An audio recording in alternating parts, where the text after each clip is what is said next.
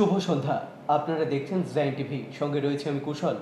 আর আজকে আমাদের স্টুডিওতে আমাদের সাথে রয়েছে কিছু বিদ্যালয়ের প্রধান শিক্ষক মহাশয়রা। আমরা সরাসরি তাদের সাথে আলাপ করে নেব। প্রথমেই আমার বাম দিকে রয়েছেন কাশিমনগর হাই স্কুল থেকে জুলফিকার আলী মহাশয়, কাশিমনগর হাই স্কুলের প্রধান শিক্ষক। তারপরে আমার বাম দিকে আরও একজন প্রধান শিক্ষক মহাশয় রয়েছেন, ঔরঙ্গাবাদ অ্যাঞ্জেলস একাডেমির প্রধান শিক্ষক গুলজার হোসেন স্যার। ঠিক সেভাবেই আমাদের ডান দিকে আরেকজন প্রধান শিক্ষক রয়েছেন, আমি আলাপ করিয়ে দেব ওনার সাথে, হলিফেথ একাডেমির চেয়ারম্যান আইকে হাসমি স্যার। স্যার, আপনাদের সকলকেই প্রথমেই আমাদের স্টুডিওতে স্বাগত জানাই। ধন্যবাদ স্যার, আজকে আমাদের আড্ডায়, আমাদের কফি আড্ডায় আমরা যে বিষয় নিয়ে আলোচনা করব সেটা হচ্ছে লকডাউন আর লকডাউনের সাথে শিক্ষা ব্যবস্থা। এই যে লকডাউনের শিক্ষা ব্যবস্থার কি হাল বা কতটা বেহাল শিক্ষা ব্যবস্থা, সেটাই কিন্তু আজকে আমাদের আলোচনার বিষয়। আমরা সরাসরি চলে যাব আপনাদের সম্মতি নিয়ে আলোচনাতে। লকডাউনের প্রথম থেকেই আমরা দেখেছি স্কুল বন্ধ, শিক্ষা প্রতিষ্ঠান বন্ধ, সাথে বন্ধ ছিল দোকানপাট, অফিস আদালত সব কিছুই। তবে লকডাউন কিন্তু শিথিল হওয়ার সাথে সাথে সব কিছুই আস্তে আস্তে খুলে গেছে। খোলেনি শিক্ষা প্রতিষ্ঠান, স্কুল কলেজ। এই বিষয়ে আমরা প্রথমেই কাশিমনগর হাই স্কুলের প্রধান শিক্ষক মাননীয় জুলফিকার মহাশয়ের কাছ থেকে জানতে চাইব, স্যার, এই যে লকডাউনে শিক্ষা প্রতিষ্ঠান বন্ধ, বাকি সব কিছুই আমরা দেখেছি লকডাউনের সাথে সাথে শিথিল হওয়ার সাথে সাথে সব কিছুই খুলে গেছে, খোলেনি শুধুমাত্র শিক্ষা প্রতিষ্ঠানগুলো। এর পেছনের কারণটা আমরা জানতে চাইব। শিক্ষা ব্যবস্থাটা কি এতটাই অদরকারি একটা পরিষেবা যেটা না খুললেও আমাদের সমাজ ব্যবস্থার কোনো দায়বদ্ধতা নেই? এই বিষয়ে কি বলবেন? শিক্ষা সবচেয়ে জরুরি পরিষেবা বলে আমরা মনে করি। একদম প্রোডাক্টিভ এডুকেশন, সবচেয়ে বেশি প্রোডাক্টিভ একটা বিষয়। কারণ এডুকেশন না থাকলে আমরা ইঞ্জিনিয়ার, ডাক্তার, কৃষক, সৈনিক, সব কিছু ক্ষেত্রের যে মানুষ তৈরি হয়, গোটা পৃথিবীকে তৈরি করে যারা, গড়ে তোলে, সেটা তৈরি হতো না। কিন্তু এই জায়গাটায় যেটা সবচেয়ে বড় জরুরি পরিষেবা শিক্ষা, সেই শিক্ষাটাই 1.5 বছর থেকে প্রায় বন্ধ রয়েছে। এবং আমরা সকলেই জানি 2019 সালে নভেম্বর মাস থেকেই সেই চীন থেকে শুরু হয়েছিল রটনা, এবং ঘটনাটা সারা বিশ্ব ছেয়ে ফেলে আজকে 1.5 বছর পরেও আমরা দেখছি বিভিন্ন পর্যায়ে কখনো লকডাউন হয়েছে, কখনো লকডাউন উঠে গেছে, কখনো কারফিউ জারি হয়েছে, মানে জনতা কারফিউ জারি হয়েছে, কখনো বা আমরা নিউ নর্মাল সিচুয়েশনে এসেছি, কখনো লকডাউন তুলে নিয়ে আবার কিছুটা নর্মাল করা হয়েছে। আবারও কিছুদিন আগে থেকে আমরা দেখছি যে এখনও লকডাউন সারা ভারতবর্ষের বিভিন্ন প্রদেশে চলছে। লকডাউন চলছে, শিক্ষা ব্যবস্থা ছাড়া প্রায় সব কিছুই, এটা ঠিক প্রশ্ন যে সব কিছুই খোলা রয়েছে। আমরা সবচেয়ে বেশি ভিড় কোথায় দেখি? প্রেক্ষাগৃহে। প্রেক্ষাগৃহ খুলে গেছে এবং বলতে দ্বিধা নেই, যেখানে মানুষের খুব ভিড় হয়, সেই পানশালা খুলে গেছে, বিয়ে বাড়ি খুলে গেছে, নামে 50 জন, আসছে 5000, কোনো বাধা নেই। এবং হাট বাজার হাট করে খুলে গেছে। সবচেয়ে বড় ক্ষেত্র হচ্ছে মানুষ জনসংগ্রামের হাট বাজার, সেটাও খুলে গেছে। এবং তুখোড়ভাবে ভোট হলো, এবং ভোটের ফলে দ্বিতীয় ঢেউ এলো, আবার স্কুলগুলো বন্ধ হলো। তার আগে কিছুটা খুলেছিল, নবম, দশম, একাদশ, দ্বাদশ আবার বন্ধ হয়ে গেল। এইভাবে আমরা দেখছি যে এই সময়কালের মধ্যে সব কিছু চলছে, ট্রেনও চলছে কিছু কিছু লোকাল ছাড়া, এবং বাস চলছে, শুরু হয়েছে, অটো টোটো থেকে শুরু করে সব করছে, হাট বাজার সব চলছে। কিন্তু যেটা চলছে না, যেটা বন্ধ রয়েছে, সেটা শিক্ষা প্রতিষ্ঠান। অত্যন্ত দুর্ভাগ্যজনক এই বিষয়টি। এবং এখানে আমাদের আশঙ্কা রয়েছে, এটা ঠিক যে গোটা পৃথিবীর এবং গোটা ভারতবর্ষের শিক্ষা প্রতিষ্ঠানগুলোতেই সবচেয়ে বেশি একসাথে মানুষের সমাগম হয়, ছাত্রছাত্রীদের। একটা হাই স্কুল 3000 4000 করে ছাত্রছাত্রী, এবং সেখানে 50-60 জন শিক্ষক। সেখানে এইরকম ভিড় ভাড়াক্কা হলে সোশ্যাল ডিস্ট্যান্সিং যেটাকে আমরা বলছি, কোভিড প্রোটোকল, সেই কোভিড প্রোটোকলটা মেনে নেওয়া যায় না, ওখানে মানা সম্ভব নয়। কিন্তু আমরা অদ্ভুতভাবে লক্ষ্য করছি যে কোভিড প্রোটোকল মেনেই আমরা উঁচু ক্লাসগুলো, মূলত আমরা যেটা ধরি যে 9, 10, 11, 12 এই ক্লাসগুলো আমরা শুরু করাতে পেরেছিলাম।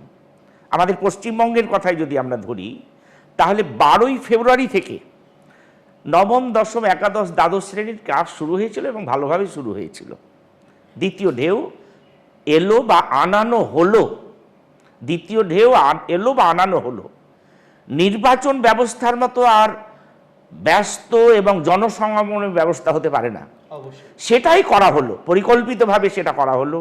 এবং আবারও আমি অভিযোগ করবো এটা যে দ্বিতীয় ঢেউ ম্যানমেড, দ্বিতীয় ঢেউটা হচ্ছে ম্যানমেড। এবং আমার মনে হয় এখন বলা হচ্ছে যে তৃতীয় ঢেউয়ে ছাত্রছাত্রীরা আক্রান্ত হবে।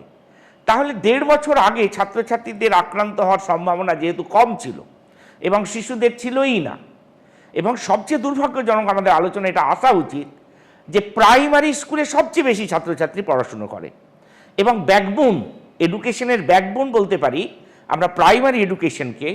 এবং দুর্ভাগ্যজনক গোটা ভারতবর্ষের প্রাইমারি স্কুলগুলো সম্পূর্ণভাবে বন্ধ রয়েছে, সাংঘাতিক ব্যাপার। এবং প্রাইমারি এডুকেশন, যারা শিক্ষার ব্যাপারে অত্যন্ত উন্নত দেশ, তারা সবচেয়ে গুরুত্ব দেয় প্রাইমারি এডুকেশনের উপরে। আর আমাদের দেশে দুর্ভাগ্যজনক এটা, প্রাইমারি এডুকেশনের উপরে গুরুত্ব কম দেওয়া হয়। এবং প্রাইমারি এডুকেশনের যে বিদ্যালয়গুলো আছে সেগুলো খোলার কথা তো ভাবাই হচ্ছে না, একদমই সে নিয়ে কোনো ভাবনা চিন্তাই নেই। তো একটা বিশাল জেনারেশন, শিশু মন এবং শিশুদের মন যে বিকশিত হওয়ার একটা প্রয়াস থাকে বিদ্যালয়গুলোতে, সেটাই রুদ্ধ হয়ে গেছে। একটা জেনারেশন গ্যাপ পড়বে, এটা সাংঘাতিক বিষয় যে একটা জেনারেশন, এডুকেশনের একটা জেনারেশন গ্যাপ পড়তে বাধ্য হবে। এবারে যে প্রশ্নটি আমাদের, 1.5 বছর ধরে শুধু এডুকেশনাল ইনস্টিটিউট বন্ধ কেন? বন্ধের অনেকগুলো কারণ থাকতে পারে, এবং এটা আমরা ভেবেছি যে বন্ধের অনেকগুলো কারণ থাকতে পারে। 1 নম্বর কারণ হতে পারে এডুকেশন নিয়ে একটা গবেষণা চলছে, এবং এটা বলতে হয় আমাদের যে হেলথ ইকোনমির উপরে দাঁড়িয়ে এই করোনা চলছে। হেলথ ইকোনমির উপরে দাঁড়িয়ে আমরা দেখছি অন্যান্য ইন্ডাস্ট্রি সেভাবে না বাড়লেও হেলথের উপর করে স্যানিটাইজার তৈরি থেকে অক্সিজেন তৈরি, অক্সিমিটার তৈরি থেকে শুরু করে বিভিন্ন জিনিস তৈরি হচ্ছে আজকাল, এবং সব কেন্দ্রিক, করোনা কেন্দ্রিক প্রোডাকশন আমাদের হচ্ছে, এবং ভ্যাকসিন তৈরি হচ্ছে, কোটি কোটি টাকার ভ্যাকসিন তৈরি হচ্ছে। তো টোটাল বিষয়টা, করোনার বিষয়টা হেলথ ইকোনমির উপরে দাঁড়িয়ে আছে, এডুকেশনটা গুরুত্ব পাচ্ছে না। এবং এইটাকে আমি মনে করি, আমাদের ধারণা হয়েছে যে আমরা দুটো বিশ্বযুদ্ধের সম্মুখীন হয়েছি এবং তার মেয়াদ ছিল 5 বছর। সোশিও ইকোনমিক, এডুকেশনাল সমস্ত প্যাটার্নটা চেঞ্জ হয়ে গেছিল ওই বিশ্বযুদ্ধের পরে পরে, দা ব্যাডলি এফেক্টেড হয়েছিল সেগুলো। এবং এইটা হচ্ছে তৃতীয় বিশ্বযুদ্ধ এবং বায়োলজিক্যাল ওয়ার বলে আমরা মনে করি। Biological war depend on health economy, এটা মনে হয়েছে। তাহলে এই বায়োলজিক্যাল ওয়ারে একটা ইকোনমিকের একটা নতুন গবেষণা হচ্ছে, একটা পর্যবেক্ষণ হচ্ছে দীর্ঘদিন ধরে। তাহলে সবচেয়ে এখন একটা যে ইকোনমি গোটা পৃথিবীতে, একটা হচ্ছে একদম কর্পোরেট জগৎ সমস্ত ইকোনমিক্যাল সেক্টরগুলোকে দখল করে নিয়েছে, এবং সেই জায়গায় এডুকেশন গোটা বিশ্বে বিগত 12 বছর থেকে আমরা এটা লক্ষ্য করব যে একটা পণ্যে পরিণত হতে যাচ্ছে। এবং এইটা যদি পণ্যে পরিণত হতে যায়, তাহলে নতুন নতুন গবেষণা করার এটা সবচেয়ে উপযুক্ত সময় হচ্ছে বিদ্যালয়গুলোকে বন্ধ রেখে। এবং ভারতবর্ষে ইতিমধ্যে গত বছর, 1 বছর হলো প্রায়, যে নিউ এডুকেশন পলিসি 2020 পাস হয়েছে। নিউ এডুকেশন পলিসি 2020 পাস হয়েছে, যে এডুকেশন নিউ সিস্টেমে নিয়ে আসার জন্য আমাদের যে ধারাবাহিক যে এডুকেশনাল সিস্টেমটাকে একদম টোটালি চেঞ্জ করে দেওয়ার একটা পরিকল্পনা গ্রহণ করবার জন্যই এই করোনা আবহকে কাজে লাগানো হয়েছে। ঠিক একই প্রশ্ন নিয়ে আপনার কাছে চলে যাব। জায়ান্ট টিভিকে আন্তরিকভাবে অভিনন্দন জ্ঞাপন করছি যে অত্যন্ত জটিল সময়ে সারা পৃথিবী যখন কম্পিত, স্যার একটা ভালো শব্দ ব্যবহার করেছেন, বায়োলজিক্যাল ওয়ার। সারা পৃথিবীতে বায়োলজির উপরে একটা যুদ্ধ ঘোষণা হচ্ছে। চলছে, আর সেই যুদ্ধের আমরা শিকার। লকডাউনের আগেও স্কুল বন্ধ হয়েছে, একটা পরিসংখ্যান বলি। পশ্চিমবঙ্গে সারা ভারতবর্ষে প্রথম লকডাউন হয়ে 22শে মার্চ 2020, সেটা ছিল জনতা কারফিউ। পশ্চিমবঙ্গে স্কুল বন্ধ হয়ে গেছিল 16ই মার্চ 2020। তার মানে লকডাউন স্কুল বন্ধ করেছে তা নয়, লকডাউন করার জন্যই আগেই স্কুল বন্ধ করা হয়েছে। তার মানে আমরা ধরেই নিতে পারি যে এখানে লকডাউনটা মুখ্য নয়, এডুকেশন সিস্টেমটাকে বন্ধ করা একটা যেন মুখ্য কোনো ভূমিকা আছে। স্যার অনেক বিষয়ে বলেছে, একটা বিষয় যেটা খুব জানানো খুব জরুরি, পৃথিবীকে সচল রাখতে গেলে যে সম্পদের প্রয়োজন সেটা হিউম্যান রিসোর্স, অর্থাৎ মানব সম্পদ। আজকে মানব সম্পদ যেন ধ্বংস স্তূপে পরিণত হচ্ছে। স্কুল, কলেজ, টিউশন সমস্ত বন্ধ। 5টি বাচ্চা এক জায়গায় হতে পারবে না, সরকার নানাভাবে নানা সময় নির্দেশ দিয়েছে, আমরা তার শিকার হয়েছি।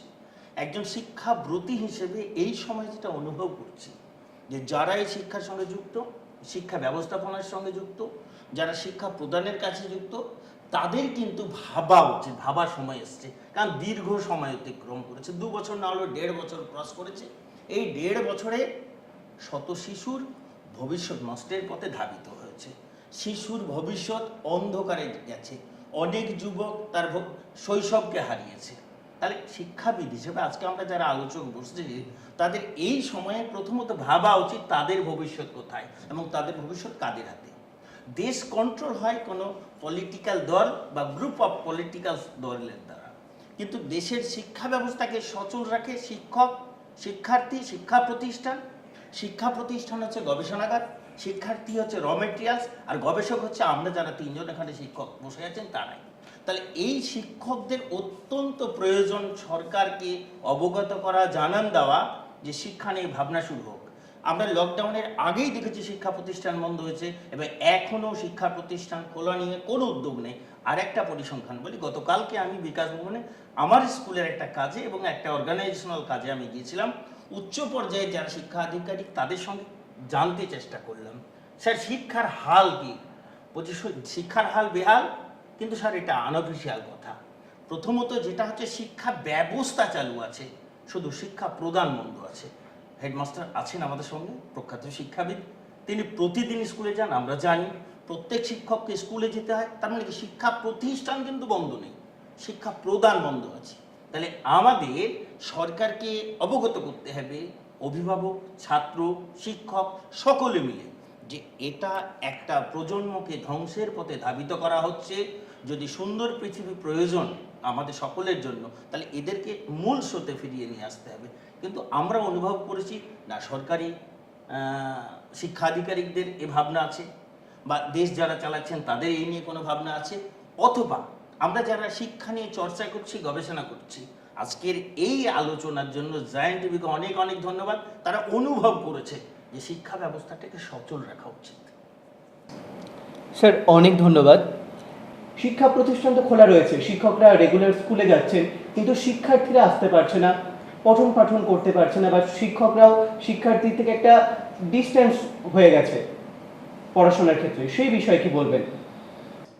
सबसे पहले शुक्रिया हमारे टीवी चैनल का, और साथ में हमारे जो अध्यापक, जो माननीय लोग आए हुए हैं, और उन्होंने अपने अपने तरीके से, अपने अपने स्टाइल से, अपने अपने एक्सप्रेशन से अपने इसको रखा, सामने बात को रखा।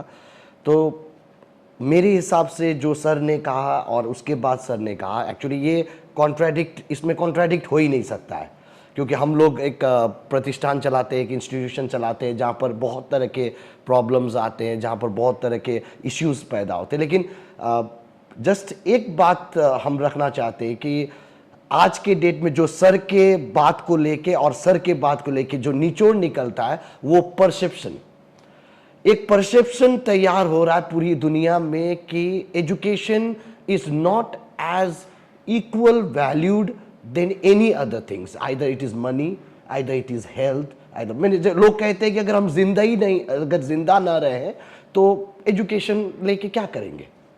लेकिन एक्चुअली कॉन्सेप्चुअल ये है कि आप जिंदा नहीं रहेंगे अगर एजुकेशन नहीं लेंगे, क्योंकि कोई भी इंसान आज डेथ रेट आप गौर कीजिएगा, ये फैक्टर है, एक इकोनॉमिक्स टाइम में होता है, इन्वायरमेंटल स्टडीज में है, सेंसस डिक्लेयर करता है कि वो देश में सबसे ज्यादा डेथ रेट होता है जिस देश में एजुकेशन फैक्टर नहीं करता है, पहली बात।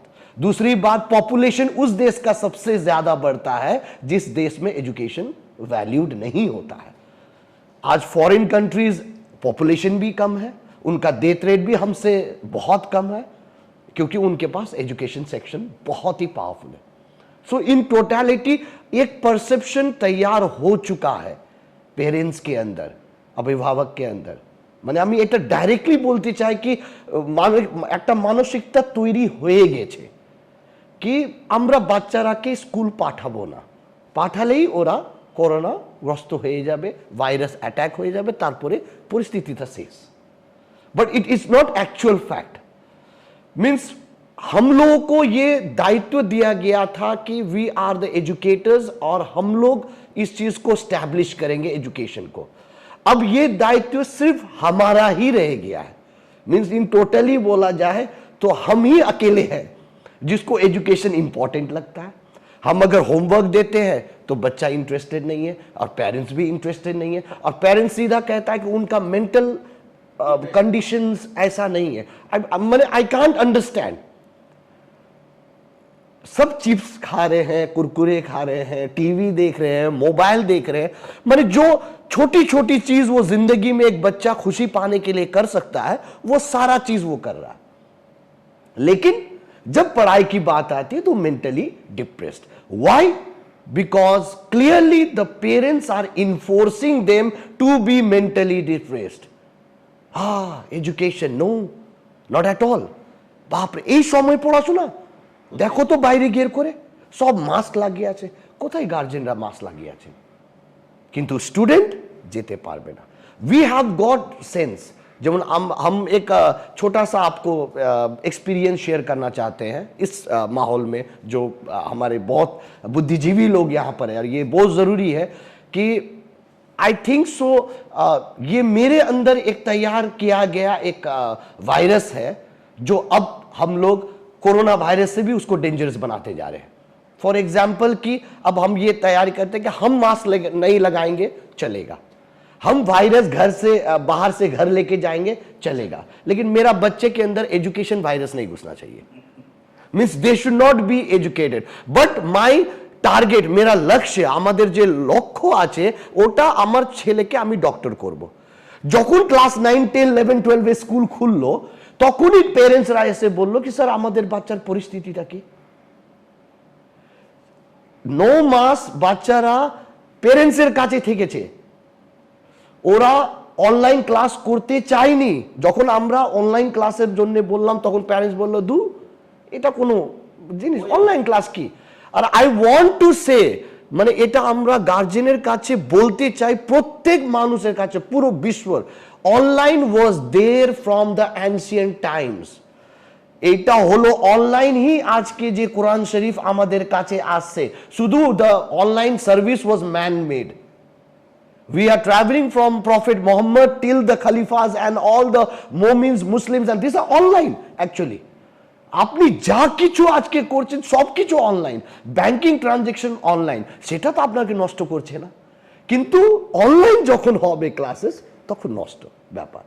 সো ইন টোটালিটি আমার একটা বক্তব্য কি কৌশল ভাইকে আমি বলি এটা কি কমপ্লিটলি কি স্যারের কথা দিয়ে আমি really satisfied, and I want to say that এটা পারসেপশন, মানে আমাদের ভিতরে একটা এরকম পারসেপশন তৈরি করা হয়েছে যেটা আমাদেরকে এখন আমাদের এস্টাবলিশমেন্ট হলো কিভাবে আমরা অ্যামাউন্টটা বাঁচাতে পারি, how can we save in value of anything. মানে যদি আমার এডুকেশন লস হয়ে যায়, আর এটা আবার রিপিট করব, the country which do not have education has the highest death rate, has the highest infertility rate, has the highest malnutrition rate. আপনি শুনেছেন কি একটা শহরে, একটা কলকাতা শহরে একটা ছেলে ম্যালনিউট্রিশনের জন্য মানে ইন বেঙ্গলি উইসে পুষ্টি যে খাবার দেওয়া আছে, ইয়েস, ওই দিয়ে মারা গেছে? না, কিন্তু একটা গ্রামে মারা যায় কেন? ওখানে এডুকেশন নাই, ওরা জানে না কি শাকের ভিতরে ভিটামিন এ আছে, ভিটামিন বি আছে। তো এটা কে বলবে? এক্সপায়ারি ডেট ঔষধি দিয়ে, according to the WHO, rural area every year many people dies of the expiry date of medicine. কেন? ওরা কিনে নিয়ে আসে কিন্তু ওরা পড়তে জানে না কি ওরা। So it is very clear vision that I believe that if you are educated you are human being, আপনারা হিউম্যান বিং। আর যদি আমরা এডুকেটেড নয় তাহলে we are like animals. There is no difference between us. That's why in our Muslim it is say the first ayat is said ikra, ilm. So even Prophet Muhammad ওনাকেও এটা আয়াতটা ওনার উপরে নাজিল হয়েছিল, সেটা হলো ইকরা, take the education. So thank you very much Zen TV, thank you Kaushal ভাই। আপনার প্রথম প্রশ্ন স্টার্ট হলো, আর এখন দেখি বক্তব্যটা কোথায় যাচ্ছে। So thank you sir, thank you very much. অনেক ধন্যবাদ স্যার আপনাকে।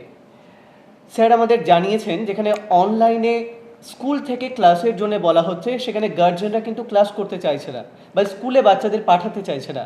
ঠিক স্বাভাবিকভাবে আমরা দেখেছি লকডাউন কিন্তু শিথিল হওয়ার সাথে সাথে এখন বর্তমানে কিন্তু জিম, রেস্টুরেন্ট খুলে দেওয়া হয়েছে।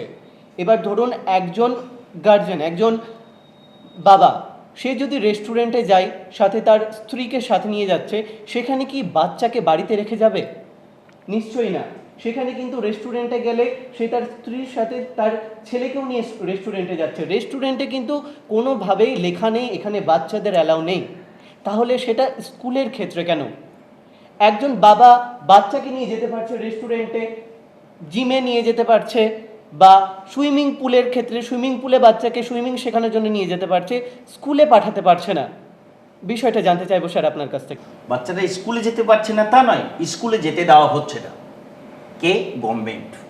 আমরা দেখেছি মিডিয়া প্রতি মুহূর্ত স্কুল যেন যেতে না পারে, ছাত্র স্কুল যেন পড়াশোনার জন্য যেতে না পারে, তারা গ্যাদার না হতে পারে, এই কথা বারবার বলছে। আর সেটা অভিভাবকদের মাথায় ঢুকেছে। মনে রাখতে হবে, একটি দেশ তো চালায় একটি গভর্নমেন্ট, তার নির্দেশ স্কুল যাওয়া যাবে না। অর্থাৎ গভর্নমেন্টের নির্দেশ যদি আমরা না মানি, as a father I am, আমি যদি বাবা হিসেবে না অপরাধী, তাই ভীতিজনিত কারণে যায় না, শত ইচ্ছা থাকলেও অভিভাবক সেখানে পৌঁছাতে পারছে না বা তার ছেলে মেয়েকে পাঠাতে পারছে না। এটা গভর্নমেন্ট দায়ী, বাবা মা দায়ী নয়।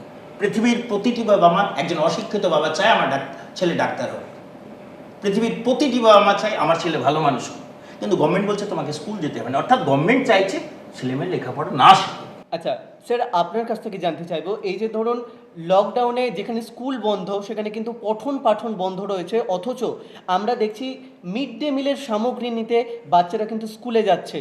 তাহলে কোনটা বেশি ইম্পর্টেন্ট আমাদের কাছে, শিক্ষা ব্যবস্থা, পঠন পাঠন, নাকি মিড ডে মিলের সামগ্রী? সেই বিষয়ে কি বলবেন? আসলে শিক্ষা একদম অপরিহার্য বিষয়।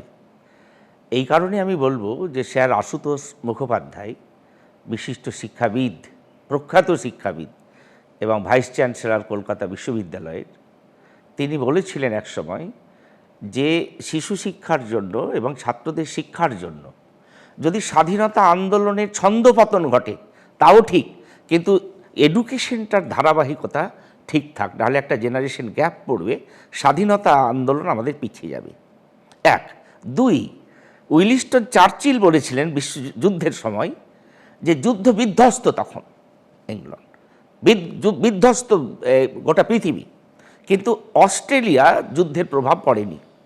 উনি ভেবেছিলেন যে তার দেশের পড়ুয়াদের উনি অস্ট্রেলিয়ায় পাঠিয়ে দেবেন, কারণ দেখুন যুদ্ধ পরিস্থিতিতেও ছাত্র পড়ানোর এবং স্বাধীনতা আন্দোলনকে স্থগিত রেখেও ছাত্র পড়ানোর বিষয়টিতে গুরুত্ব দেওয়া হয়েছে, কারণ এডুকেশন যেখানে গ্যাপ সেখানে সভ্যতা, উন্নয়ন, সমস্ত কিছু গ্যাপ হয়ে যাবে। এত বড় জরুরি বিষয়কে একটা পণ্যের সাথে, আমরা পণ্যের চাইতে নিচে নামিয়ে দেওয়া হলো। কারণ আমরা রেশনিং বলতে পারি, যেটা মিড ডে মিল দেওয়া হচ্ছে এটা রেশন, রেশনটা পণ্য, এডুকেশনকে পণ্যের নিচে পর্যন্ত দাগিয়ে দেওয়া হয়েছে। অদ্ভুত একটা পরিস্থিতি। একটা টোটাল কর্পোরেট জগৎ সাধারণ মানুষকে সন্তুষ্ট রাখার জন্য এই রকম ছিটে ফোটা এটা ওটা দিয়ে তাদের যে বিশাল একটা ক্ষোভকে প্রশমিত করার একটা চেষ্টা হচ্ছে বলে আমার মনে হয়। এবং এডুকেশনকে বাদ রেখে একটা এডুকেশন ইনস্টিটিউশনের মূল কাজই হচ্ছে শিক্ষা দেয়া, প্রদান, রেশনিং ব্যবস্থা নয়। রেশনিং শিক্ষা বন্ধ করে রেশনিং, শিক্ষা চালুর সাথে সাথে রেশনিংটাকে মেনে নেওয়া যাচ্ছিল, কিন্তু শিক্ষা বন্ধ রেখে রেশনিংকে চালু রাখা এটা অত্যন্ত প্রশ্নের মুখে পড়ে গেছে এবং একটা ধান্দার গণতন্ত্র এই কারবারটা করছে বলে আমাদের মনে হয়। এটা সুখকর হতে পারে না আমাদের দেশে। স্যার আপনার কাছ থেকে আমি অনুমতি চাইবো স্যার, লকডাউনে যেখানে শিক্ষা ব্যবস্থা বন্ধ রয়েছে, ডিরেক্টলি পঠন পাঠন বন্ধ রয়েছে, সেখানে কিন্তু অনলাইন ক্লাসের পড়াশোনার মাধ্যমে, অনলাইন ক্লাসের মাধ্যমেই পড়াশোনা কিন্তু চালিয়ে যাওয়া হচ্ছে। সেই জায়গায় অনলাইন সিস্টেমটা কতটা লাভজনক হচ্ছে ছাত্রছাত্রীদের পক্ষে, সেই বিষয়ে আমি আপনার কাছ থেকে জানতে চাইবো। ओके फर्स्ट एक बात तो हम क्लियर, जैसे सर से अब हम लोग की तो बातचीत होती रहती है as we are institutionalised over together.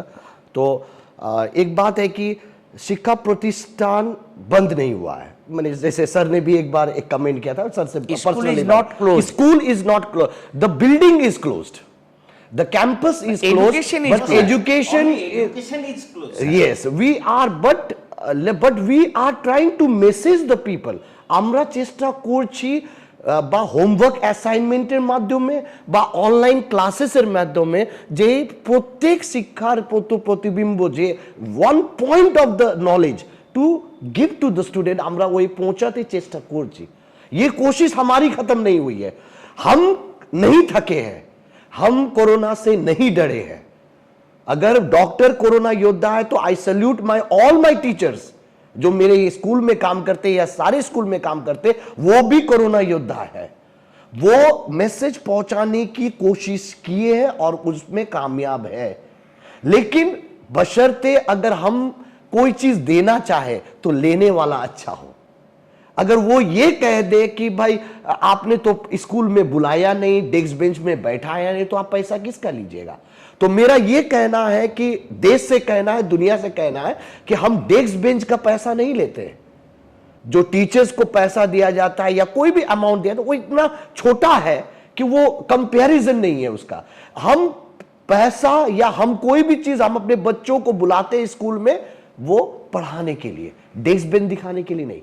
वरना विश्व भारती में देखिए आप, माने रविंद्रनाथ टैगोर का सुनिए कि वो तो जमीन में रह के पढ़ते थे। गुरुकुल सिस्टम में कभी भी डेस्क बेंच नहीं था, फिर भी एजुकेशन था। और वहां पर द्रोणाचार्य के लिए अंगूठा काट के दे दिया गया, जिसने कभी पढ़ाया नहीं, सिर्फ उसका मूर्ति रखे, अक्ष रखे। तो ये एक सोचना कि शिक्षा प्रतिष्ठान बंद हुआ है, नहीं, हमारे हिसाब से नहीं। हाँ, ये जरूरी है कि हम लोग को ऑनलाइन क्लास को प्रमोट करना होगा, लोगों को जितना जल्दी हो सके ये पद्धति को अपनाना होगा।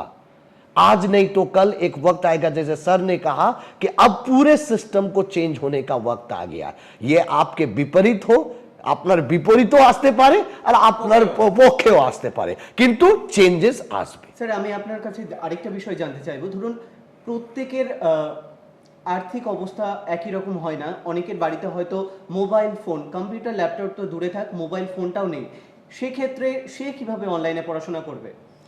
দেখেন আমাদের সমাজ যেমন আগে আমরা কথা বললাম কি অনেক ভাগে ডিভাইড আছে, আর সেই ডিভিশনটা থাকবে, আর সেইটাই হলো মূল্য আধার। সো প্রত্যেক ভাগের জন্য, প্রত্যেক সমস্যাটার জন্য, যেমন কতজন, যেমন একটা জাস্ট এক্সাম্পল আমি জাস্ট দিতে চাই, এখন ক্রেডিট কার্ড সিস্টেম, একটা ক্রেডিট লোন বেরিয়েছে, কতজন যে বড় লোক, কোটিপতি লোক ওই ক্রেডিট কার্ডটা নিতে যাবে? কে নিতে যাবে? যাদের টাকার দরকার। So government doesn't go provide ration to the common people, they provide ration to the BPL. Have you seen that Noor company is provided with ration card of to collect the ration? Uni line e দাঁড়াবেন না। So we already say, আমাদের স্কুলে, আমাদের প্রতিষ্ঠানে স্যাররা বলতে পারবেন আমরা ফুল ফ্যাসিলিটি করিয়ে আছি, মানে we have been doing, আমরা করছি ওটা ফুল ফ্যাসিলিটিস, চেষ্টা করছি যেভাবে হোক আমরা এডুকেশনটা প্রত্যেক গ্রামে, প্রত্যেক ঘরে। না হলে আমি ইংলিশ মিডিয়াম ধুলিয়ানে কেন খুলতাম? আমি এটা তো গিয়ার করে কলকাতাতে খুলতাম, যেখানে আমাদের ফিসটা 6,000 টাকা থাকতো। But we are working here, so we are trying, কিন্তু সব একজনের কাছে সব কিছু সম্ভব নয়। স্যার আপনার কাছ থেকে জানতে চাইবো, এই যে ধরুন আপনি প্রথমেই আমাদের বলেছেন, স্যার বলেছেন আমাদের যে প্রাথমিক স্তরের যে শিক্ষা ব্যবস্থা সেটাই কিন্তু একটা বাচ্চার, একটা ছাত্রের ভিত গড়তে সাহায্য করে। সেইখানে দাঁড়িয়ে আমরা দেখেছি প্রাথমিক শিক্ষা ব্যবস্থার ক্ষেত্রে অনলাইনে যখন ক্লাস চলছে একজন বাচ্চা কিন্তু সেই ক্লাসের মর্ম বুঝতে পারছে না, সেই ক্লাস করতে পারছে না, তার কাছে কিন্তু কমফোর্টেবল না ক্লাসটা। সেই জায়গায় বাচ্চার শিক্ষা ব্যবস্থাটা কি পিছিয়ে যাচ্ছে না কোনোভাবেই? ভীষণভাবে পিছিয়ে যাচ্ছে, ভীষণভাবে পিছিয়ে যাচ্ছে। আমি বলি যে দেলার কমিশন, যে আন্তর্জাতিক শিক্ষা কমিশন, শিক্ষার উদ্দেশ্য নিয়ে বলেছিল learn to be, learn to know, learn to do and learn to live together. কীভাবে সামাজিকতা শিখতে হয়, সমগ্র পরিবেশ পরিস্থিতি সবার সাথে কিভাবে বসবাস করতে হয়, সেটাও শিক্ষার অপরিহার্য একটা বিষয়। অনলাইন টিচিংটা একটা ভারসাম্যহীন শিক্ষা দিচ্ছে। যন্ত্র দিয়ে আমরা যন্ত্র তৈরি করতে পারি, অসংখ্য যন্ত্র দিয়ে, কিন্তু এই ডেলার কমিশন এবং শিক্ষাবিদদের একটা ধারণা, যন্ত্র দিয়ে ভালো ভালো যন্ত্র তৈরি করা যায়, যন্ত্র দিয়ে হিউম্যান রিসোর্স বা মানুষ তৈরি করা যায় না। মানুষ দিয়েই মানুষ তৈরি করতে হবে। তাই অনলাইন শিক্ষা যান্ত্রিকতা নিয়ে আসবে। দেলার কমিশন, আন্তর্জাতিক কমিশনের শিক্ষার যে 4টি শর্ত, সবচেয়ে গুরুত্বপূর্ণ শর্ত হচ্ছে যে moral education, value education, learn to live together, সামাজিকতা শেখা, সেখান থেকে কিন্তু বঞ্চিত হবে। তাহলে একটা ভারসাম্যহীন শিক্ষা, ডিসব্যালেন্সড এডুকেশন, এটা কিন্তু একটা সামাজিক নৈরাজ্য নিয়ে আসবে। তাই অনলাইন শিক্ষা বিকল্প নয়। প্রাইমারি এডুকেশনের ক্ষেত্রে তো নয়ই, এমন বলে দিচ্ছে সাইকোলজিস্ট যারা মনোবিদ, যে 7-8 বছরের আগে কোনো ছাত্রছাত্রীকে অনলাইনে এইসব করা যাবে না। তার বহু বাজে জিনিস ডিপিক্ট হবে এখানে, এবং সে মানসিক রোগী হয়ে যেতে পারে, আসক্তি একটা বেড়ে যেতে পারে। সুতরাং এই শিশুদের শেষ করে দেওয়া অনলাইন শিক্ষার মাধ্যমে এটা করা যায় না, প্রাইমারি এডুকেশন করা যায় না। যুদ্ধ পরিস্থিতি যেমন চার্চিল, আশুতোষ মুখার্জি স্বাধীনতার সাংঘাতিক একটা উত্তাল পরিবেশে বিকল্প শিক্ষার কথা ভেবেছিল। সুতরাং করোনা আবহ আমরা মানছি আছে, কিন্তু শিক্ষার বিকল্প ব্যবস্থা তো ভাবতে হবে। হ্যাঁ, হায়ার এডুকেশন, ইঞ্জিনিয়ারিং, ডাক্তারি শিক্ষার ক্ষেত্রে, পিএইচডি করার ক্ষেত্রে, অন্যান্য প্রফেশনাল এডুকেশনের ক্ষেত্রে অনলাইন শিক্ষা হতে পারে। এবং এখানে আমি বলে দেব যে ভারতবর্ষের যে সোশিও ইকোনমিক প্যাটার্ন বর্তমানে, এবং এখানে প্রায় আমরা দেখব যে 27 কোটি মানুষ আন্তর্জাতিক মানের ধনী, আর বাকি মানুষগুলো ভারতবর্ষের কিন্তু ধনী নয়। 77 কোটি মানুষ বিপিএল তালিকার নিচে। সুতরাং তাদের অনলাইন শিক্ষার জন্য যে বাড়িতে পরিকাঠামো তৈরি করা, সেই পরিকাঠামোটা নেই। তাই সর্বশিক্ষা যেখানে আমাদের মূল টার্গেট, তো অনলাইন শিক্ষা সর্বশিক্ষার একদম বিপরীত এবং প্রতিকূলতা তৈরি করে, সর্বশিক্ষাকে এখানে ডিনাই করে। সুতরাং আমরা অনলাইন শিক্ষা বিকল্প একটা কর্পোরেট জগতের শিক্ষা হিসেবে প্রতিষ্ঠিত হবে। এবং আমি প্রথমেই বলে দিয়েছি যে শিক্ষা নিয়ে একটা গবেষণা চলছে, পরীক্ষা নিরীক্ষা চলছে এই করোনা আবহে। হয়তো 140 কোটি ভারতের মানুষকে শিক্ষা দেওয়ার জন্যই শিক্ষা সামনে যে চালু হবে স্যার বললেন, সেটা নয়। শুধুমাত্র 27 কিংবা 30 কোটি যে আন্তর্জাতিক মানের ধনী, তাদের শিক্ষিত করলেই আমার দেশের টোটাল যে একটা প্যাটার্ন সেটা চলবে। মিনিমাম গভর্নমেন্ট চালানোর ক্ষেত্রে যে শিক্ষার প্রয়োজন, সেই শিক্ষাটাই হবে। বাকিরা এই সই করার সস্তা লেবারে পরিণত হবে। এই রকম সময়টা হয়তো অপেক্ষা করছে। তাই online education only for corporate world আমাদের দেশের আর্থসামাজিক কাঠামোর পক্ষে প্রতিকূল, এবং সর্বশিক্ষার এটাকে ডিনাই করে। সুতরাং এটা প্রতিকূল বলে আমরা মনে করি। আমাদের এই পরিস্থিতির মধ্যে ভারতীয় শিক্ষার যে আধার আমাদের, এবং দেলার কমিশনের যে মূল্যবোধ ছাড়া যে যতই শিক্ষা অর্জন করুক, মূল্যবোধের শিক্ষা যদি বিঘ্নিত হয় তাহলে কোনো শিক্ষাই টেকে না এবং সামাজিক নৈরাজ্য তৈরি হয়। তাই আমাদের বিকল্প যে শিক্ষা, ভারতীয় শিক্ষার ব্যবস্থা, যেটাকে আমরা সাধারণভাবে বলে থাকি বিদ্যালয় ব্যবস্থা, বিদ্যালয় ব্যবস্থার বাইরে কোনো বিকল্প হতে পারে না। একটা বিদ্যালয়ই হচ্ছে এডুকেশনাল এইড। সেখানে গিয়ে তার মিশবে একে অপরের সাথে, সাইডের কথা শুনবে, স্যারের ভাষা শিখবে, তার সংস্কৃতি শিখবে, সে প্রেয়ারে অ্যাসেম্বলড হবে। এই যে ব্যাপারগুলো, সবটা ব্যাপারগুলো, এই শিক্ষার কোনো বিকল্প আমাদের ক্লাস টিচিংয়ের বাইরে কিছু হতে পারে না। এবং কোঠারি কমিশন বলেছিলেন যে সারা ভারতবর্ষের ভাগ্য নিয়ন্ত্রিত হয় বা হবে আমাদের ক্লাসরুম থেকে।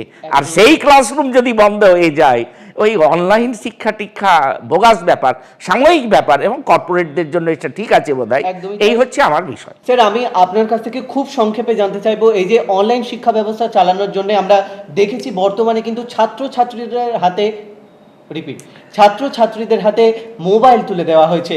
সেইখানে ছাত্রছাত্রীদের এটা কতটা উপকার হবে বা কতটা হিতে বিপরীত হওয়ার সম্ভাবনা রয়েছে সেই বিষয়ে খুব সংক্ষেপে জানবো। একদম এক কথায় উত্তর, ছাত্রছাত্রীরা বিপদের সম্মুখীন হয়েছে। নতুন গেজেট তাদের হাতে এসছে, অ্যান্ড্রয়েড ফোন, এর ব্যবহার থেকে অপব্যবহার বেশি হয়েছে। Demerits। ছাত্রছাত্রীদের ডিমেরিটস বেড়েছে, ছাত্রছাত্রীরা অ্যাডিক্টেড হয়েছে মোবাইলের প্রতি, এডুকেশনটা অবলম্বন করে অন্য শিক্ষায় শিক্ষিত হচ্ছে, মূলত বাল্যবিবাহ বেশি সংখ্যায় বেড়েছে, ছাত্রছাত্রীদের চারিত্রিক হরণ ঘটেছে, তারা মানসিক বিকাশ হচ্ছে না, মানসিক সংযমতা বেড়ে যাচ্ছে, তাদের সংকীর্ণতা আসছে, মানুষের প্রতি মানুষের ভালোবাসা দূরে সরছে। তাই একটি শব্দ অত্যন্ত প্রযোজ্য, লকডাউন আমাদের কাছে নতুন শব্দ। আরেকটা বলা ছিল সোশ্যাল ডিস্টেন্স। এই মাধ্যম সোশ্যাল ডিস্টেন্স বাড়িয়েছে, অর্থাৎ মানুষের দূরত্ব বাড়িয়েছে, মানুষের প্রেম জাগাতে পারে। অনেক ধন্যবাদ স্যার আপনাকে। আজকে আমাদের কফি আড্ডায় আমাদের সাথে কিন্তু স্যারেরা ছিলেন। স্যারেদের সাথে আমরা লকডাউনের যে শিক্ষা ব্যবস্থা তা নিয়ে কিন্তু বিস্তারিত আলোচনা করেছি। স্যার, আপনাদের সকলকে আবারও একবার ধন্যবাদ আমাদের স্টুডিওতে এসে আপনাদের মূল্যবান সময় থেকে সময় বের করে আমাদের সময় দেওয়ার জন্য। আশা রাখবো ভবিষ্যতে আবারও আপনাদেরকে আমাদের স্টুডিওতে পাবো। অনেক অনেক ধন্যবাদ জেন টিভিকে। সবাই ভালো থাকবেন, ভালো রাখবেন, এবং অবশ্যই কোভিড প্রোটোকল মেনে চলবেন। এখনো এটা আমাদের বলার দায়িত্ব। ডিস্টেন্সিং এটা ইম্পর্টেন্ট। অবশ্যই not social distancing, physical distance. Physical distancing. কারণ আমরা আমাদের মনের distancing সমাজকে করবেন না। সরবো না। কোভিড আমরা প্রোটোকল মেনে। আমাদের শারীরিক দূরত্ব বাড়াবো, কিন্তু মনের দূরত্ব যেন সকালে ভালো থাকবে। একদমই তাই। স্যারেরা কিন্তু বুঝিয়ে দিচ্ছেন সোশ্যাল ডিস্টেন্সিং মানে কিন্তু মনের দূরত্ব একদমই নয়, শুধুমাত্র শারীরিক দূরত্ব বজায় রাখতেই বলা হচ্ছে। তাই আপনারাও শারীরিক দূরত্ব বজায় রাখুন, খুব ভালো থাকুন, সুস্থ থাকুন, আর দেখতে থাকুন জেন টিভি। জেন টিভি, সব জনের সব মনের।